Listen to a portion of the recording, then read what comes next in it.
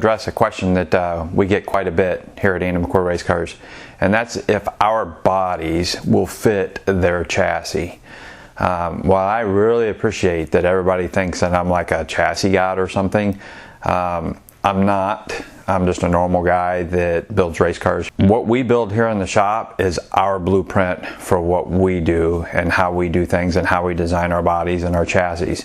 We don't really do a universal chassis on anything that we do here. So while I appreciate everyone's questions and their wants for our product, it's very difficult for me to know whether or not it's going to fit your chassis. Typically, our bodies have been cut and chopped and channeled so much that it really doesn't resemble a factory body anymore.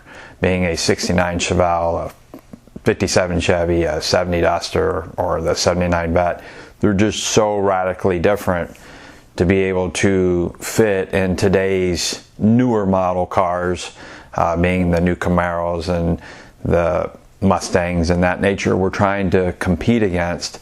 So when a lot of guys say, hey, I got a factory 69 Chevelle and I've got the main clip and everything and I want to run your doors and your front end, while it's possible that you could, if you're a fabricator, you could go back into reverse engineering what we did to try and make it fit for your application, but I don't know exactly what your application is to be able to give you the answer to that. So it's just really tough for me to answer that question because our bodies are so radically different than the factory version. So yes, they can probably be modified, but it's going to be, in my 28 years of experience of race car fabrications, it's going to be quite in depth of the work and fabrication that's going to go into it, and in the end it's probably going to be heavier than what you had anticipated. So my thought on that is, if you want to build a 69 Chevelle or